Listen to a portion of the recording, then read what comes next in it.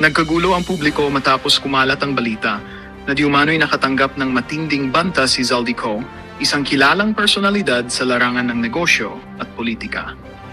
Ayon sa mga paunang impormasyon, ang naturang banta ay tila may kaugnayan sa isang umiinit na political drama na kasalukuyang tinatalakay sa bansa. Agad na nag-viral ang mga ulat at naging mainit na paksa sa social media kung saan maraming netizens ang nagbahagi ng kani-kanilang opinyon at haka-haka. Sa gitna ng kontrobersya, nadawit umano si Pangulong Marcos Jr. sa usaping ito na lalo pang nagpasiklab ng debate at speculation sa online platforms. Bagamat hindi pa malinaw ang kabuuang detalye, ilang political analysts at commentators ang nagsabing maaaring may implikasyon sa mas malawak na political scenario ang umano'y pangyayari. Samantala, nananatiling tahimik ang Malacanang sa opisyal na pahayag tungkol sa issue, dahilan upang lalo pang tumaas ang kuryosidad at diskusyon ng publiko. Patuloy na binabantayan ng mga otoridad ang sitwasyon habang hinihintay ng publiko ang mas malinaw na ulat o pahayag mula sa kampo ni Zaldico. Samantala, nananawagan ang ilang sektor ng lipunan sa publiko na maging maingat sa pag-share ng hindi beripikadong impormasyon. Hanggang sa lumabas ang opisyal na detalye, nananatiling palaisipan ang tunay na kaganapan at posibleng epekto ng issue sa politika at lipunan.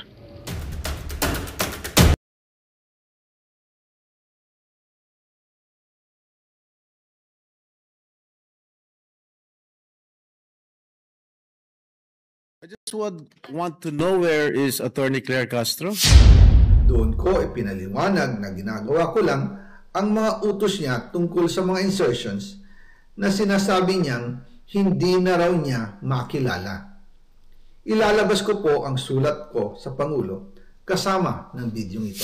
Hindi lang po ang Pangulo ang may insertion sa budget. Pati po si Congressman Sandro Marcos meron din pong pinapasok taon-taon. Noong 2023, may 9.636 billion pesos. Huwag mo akong pigilan sa mga insertions ko. Huwag ka nang makialam sa budget. Na ginagawa ko lang ang mga utos niya tungkol sa mga insertions na sinasabi niyang hindi na raw niya makilala. Nagsabi na ipinapa-insert ng mga projects ang Pangulo na worth 50 billion pesos. Naging malinaw sa akin na siya mismo ang nag-utos kila Secretary Mina Pangandaman at Yusek Adrian Bersamin ang gusto niya ng 50 billion pesos na insertion. Ngunit ang sagot ng Pangulo, humingi ka ng bago or dagdag na insertions. Bakit hindi niya agad tinanggal noon pa? Kasi mismo siya ang nagbibigay ng utos. Ako mismo ang nakasaksi at nakausap ng mga taong direktang sangkot. Hindi lang po ang Pangulo ang may insertion sa budget. Pati po si Congressman Sandro Marcos. Pero kahit na i-deliver na ang 1 billion pesos para kay Pangulong Marcos at kahit na isama na rin sa 2025 budget ang 100 billion pesos insertion sa pamamagitan ng BICAM Committee, ayon mismo sa utos ng Pangulo, nagagalit pa rin daw si BBM. Kaya noong February 2025, sumulat po ako ng isang confidential letter kay Pangulong Marcos. Doon ko ipinaliwanag na ginagawa ko lang ang mga utos niya tungkol sa mga insertions na sinasabi niyang hindi na raw niya makilala. Ilalabas ko po ang sulat ko sa Pangulo kasama ng bidyong ito. Si Yusek Jojo Cadiz ang nag-ayos ng aming meeting noong March 2025 sa 1201 Aguado Street, tapat ng Malacanang, Gate 4. Pero sa halip na kumalma ang Pangulo, lalo lang siyang nagalit. Sa halip na itanggi o linawin niya ang tungkol sa 100 billion insertion, pinagsabihan niya kami ni dating Speaker Romualdez at sa akin mismo, diretsahan niyang sinabi, "Huwag mo akong pigilan sa mga insertions ko. Huwag ka nang makialam sa budget." Dahil sa mga binitawang salita sa akin ni BBM naging malinaw sa akin na siya mismo ang nag-utos kila Secretary Mina Pangandaman at Yusek Adrian Bersamin na ipasok ang 100 billion pesos worth of projects. Kaya kung hindi talaga totoo na galing sa Pangulo ang utos, bakit hindi niya agad tinanggal noon pa sina Secretary Mina Pangandaman at Undersecretary Adrian Bersamin nang pinaalam ko sa kanya ang 100 billion insertions sa pamamagitan ng sulat? Bakit ngayon lang nila pinag-resign kung kailan nalaman ng publiko ang tungkol dito? And also, kinausap ako ni Yusek Jojo Cadiz at nagsabi na ipinapa-insert ng mga projects ang Pangulo na worth 50 billion pesos. And sinabi ko kay Yusek Jojo na meron ng instruction kay Secretary Mina Pangandaman at Yusek Adrian Bersamin about the 100 billion pesos insertion. And sabi niya, kakausapin niya ang Pangulo na kung pwede, doon na lang i-charge ang gusto niya ng 50 billion pesos na insertion. Ngunit ang sagot ng Pangulo, humingi ka ng bago or dagdag na insertions. Doon po nakita at naramdaman na hindi pwedeng sabihin ng Pangulo na wala siyang alam sa mga nangyayari. Kasi mismo siya ang nagbibigay ng utos. Ako mismo ang nakasaksi at nakausap ng mga taong direktang sangkot. Kaya hindi na pwedeng maghugas kamay at magturo na parang inosente. At kung titingnan ninyo ang 2026 budget, may panibago siyang 97 billion insertions. Pero ngayon, ipinasok na mismo sa President's Budget or NEP 2026. Yan po ang kinumpirma ni Secretary Manny Bunoan na may instructions ang Pangulo na magpasok ng 100 billion ulit sa President's Budget. Kaya wala na siyang pwedeng ipamigay.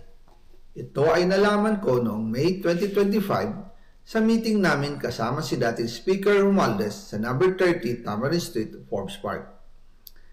Kaya nang nadiskubre ng House of Representatives ang insertion sa flood control sa 2026 budget, ibinalik namin ang DPWH NEP 2026 dahil mali na ito at panibagong flood control projects na naman. Hindi lang po ang Pangulo ang may insertion sa budget. Pati po si Congressman Sandro Marcos, meron din pong pinapasok taon-taon.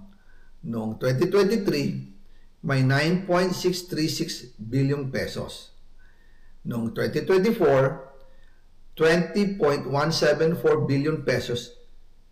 At nitong 2025, 21.127 billion pesos.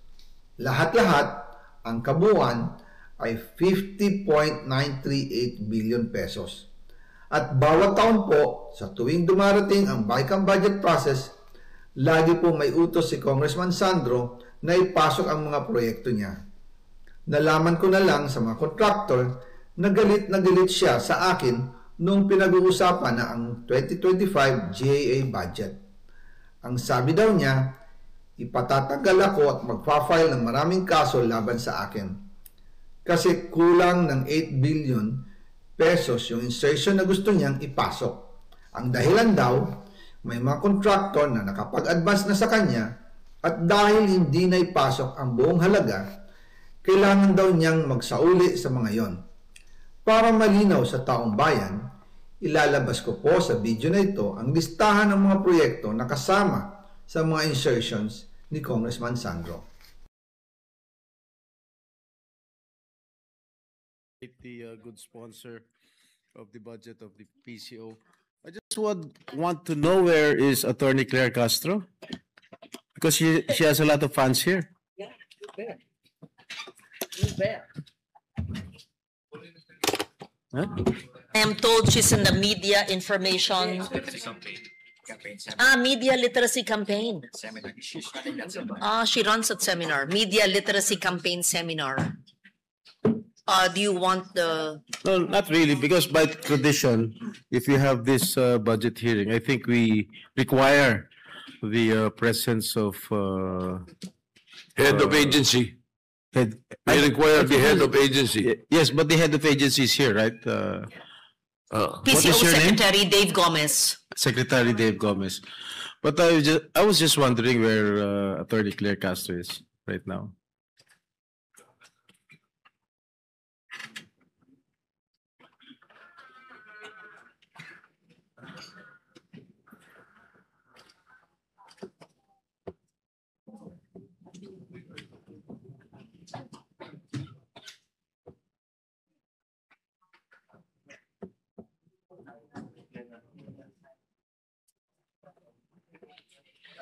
That's all, Mr. President. I would like to express my full support to the budget of the PCO. Since the majority leader has been asking me not to ask questions anymore, since I know I can see the faces of our resource persons who are quite tired already, because my questions will entail a lot of minutes or around 1 hour. So I waive my right to ask questions. Thank you. Thank you very much. Majority Leader. Maraming salamat, Mr. President. I'd like to thank our good colleague, Senator Jingo Estrada. I saw his list. His list was about 2 hours long and of questioning. And sabi niya, hindi na daw siya tatanong para matulungan daw natin. Ating pinunong mayorya. A'udhu billahi minasyaitanir rajim. Bismillahirrahmanirrahim. Alhamdulillah Rabbil alamin.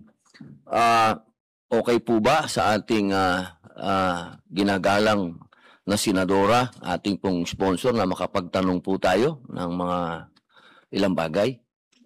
Masaya po ako na sumagot sa mga katanungan sa ating gentleman from Mindanao na sigurado po ako ay gusto rin tumulong para po sa ating mga ahensya ng gobyerno. Maraming salamat po. Bilang ako po ang tagapangulo ng public information, ako po ay katuwang ng presidential communication. Tayo pong dalawa ay magkapartner dahil sinasaad po ng saligang batas na walang mga pinakamakapangyarihan kung hindi ang makapagbigay ng tamang impormasyon sa taong bayan. Yan po ay nasa konstitusyon. At ako po ay nandirito sa harapan po ninyo upang makatulong po ninyo. Hindi po ako para banatan o silipin o anuman ang patungkol sa Presidential Commission.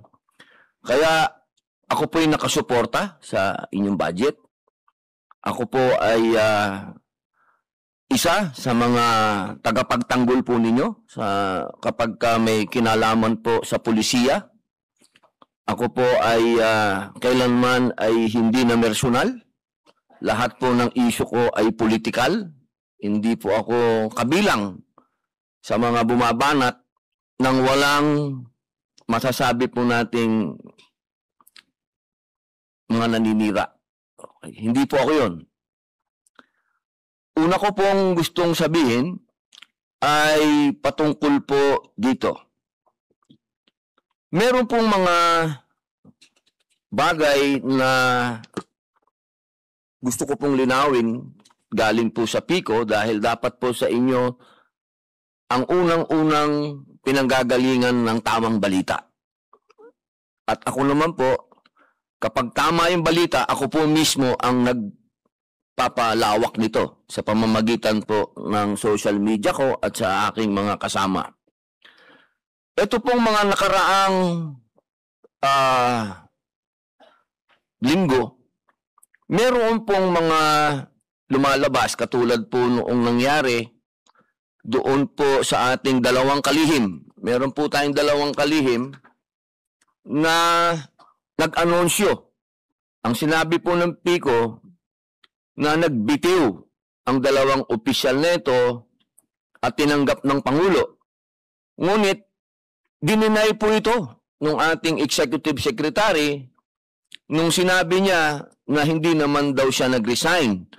Sinabi po sa kanya na meron daw tumawag sa kanya at siya ay sinabing bumaba na.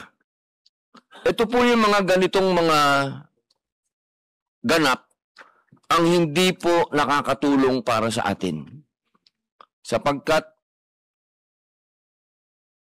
nako-confuse po ang tao. Opo.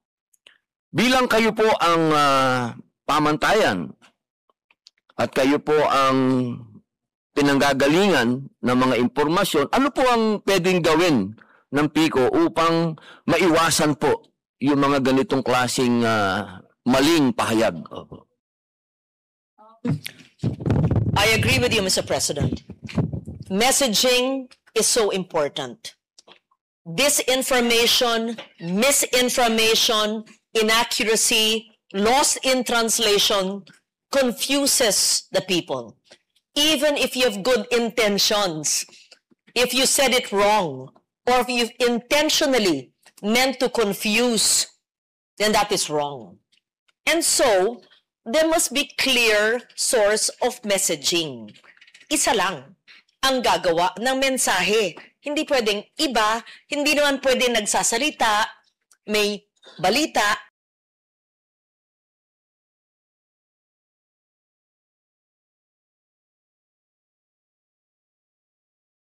na hindi na-vet, na hindi na-verify, na hindi nako-confirm. Hindi pwede yung akala, hindi pwede yung hindi alam, hindi pwede hindi nag-uusap. Now, per the specific instance that you're mentioning, why was there a miscommunication? I would just surmise, I'm not even asking the agency, that probably there was no clear coordination. Bakit ba?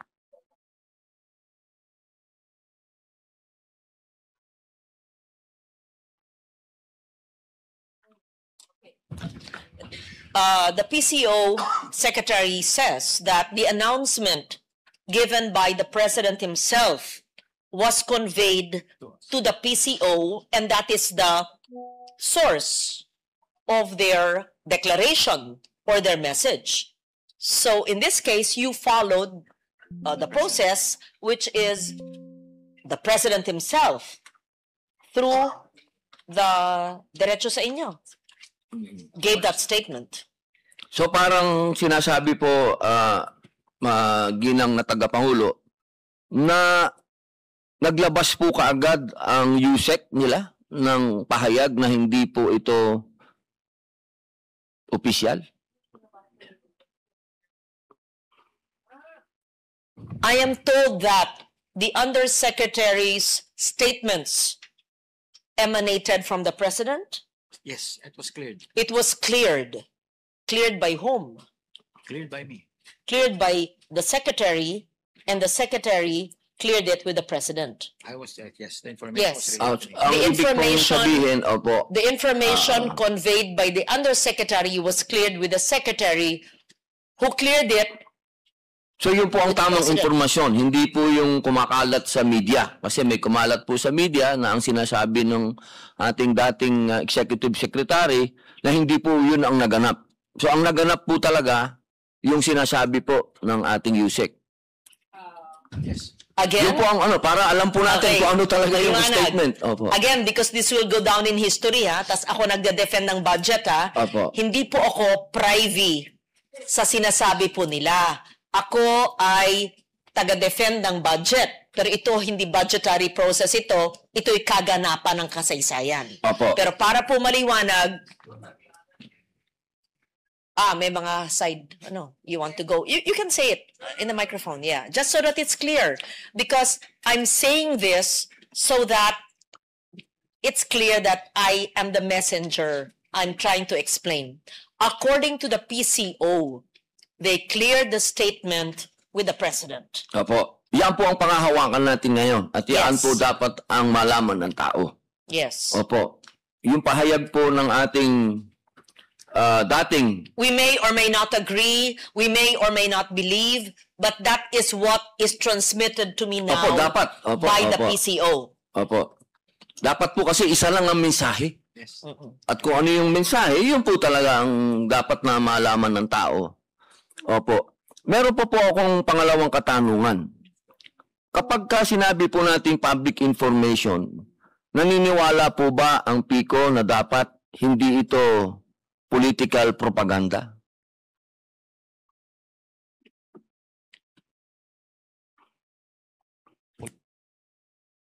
Ang public information po dapat hindi political propaganda, dapat po ay katotohanan, di ba po? Absolutely. News dissemination must be based on truth. Opo, kahit Yes. walang pinoproteksyonan na kahit na sino. Mali o tama, dapat public truth. information The truth. malaman Yes. ng katotohanan. Yes, sir. Opo.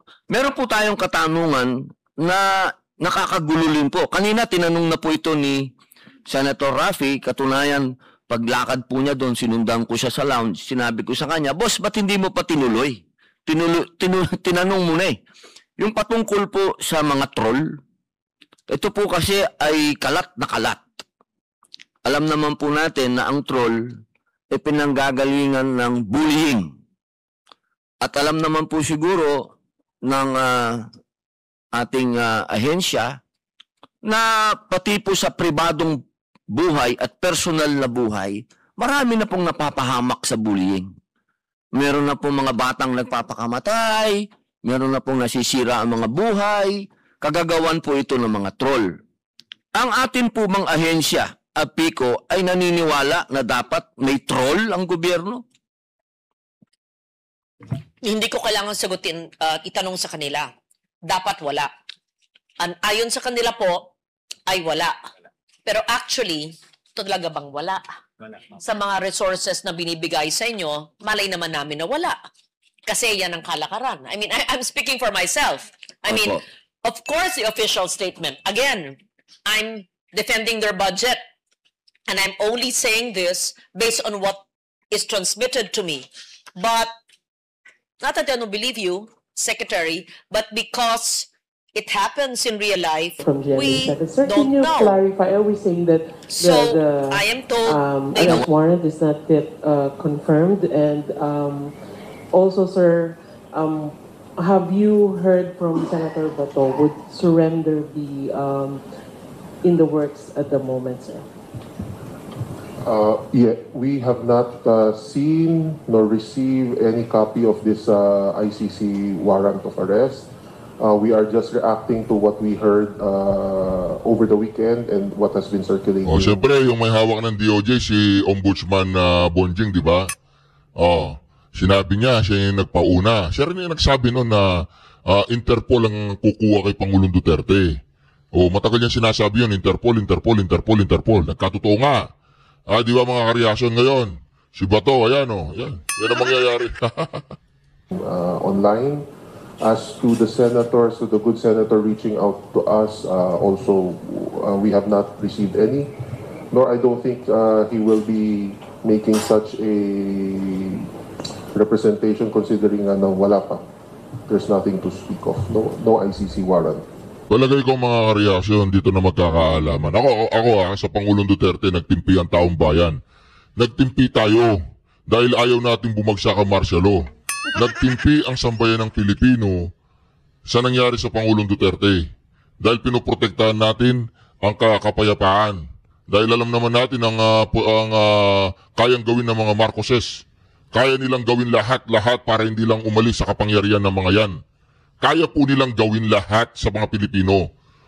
Wala silang pakialam sa mga mahihirap. Wala nga silang pakialam sa Cebu, nagkamatay libu-libo dyan mga kareaksyon. Yung mga nabaon sa lupa, malay pa natin kung ilan yung namatay dyan. Pero mga kareaksyon, itong mga Marcoses na ito, wala po silang pakialam sa mga Pilipino. Gagawin nila lahat para hindi umalis sa kapangyarihan, manatili sa kapangyarihan, at magnakaw na magnakaw. Di ba? Tuloy po natin.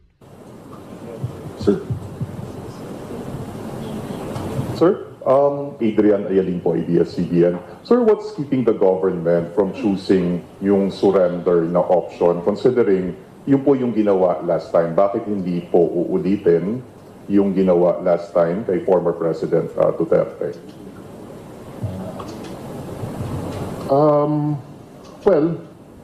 Kasi illegal. Illegal ang ginawa nila. Kaya hindi nila pwedeng ulitin yung ginawa nila sa Pangulong Duterte kay Bato de la Rosa. Hindi niya masagot-sagot kasi nga illegal. The government, we are just one piece of the entire structure of government. So a lot of considerations would have to be taken. We are also mindful of the fact that there are still pending petitions before the Supreme Court So as a matter of practicality and yung propriety, we may have to wait for the Supreme Court to decide on the issue because our position is that is the one being questioned by the camp of the former president. So yun, madaming mga kailangan timbangin, maraming kailangan na tingnan na aspeto from different angles. No? Yeah. But sir, theoretically, if you are going to differentiate the two, yung surrender and yung extradition, ano po yung mas madali and mas practical na gagawin ng government if and when na meron na pong arrest warrant? Theoretically speaking, the faster approach would be surrender because if we go through the extradition route,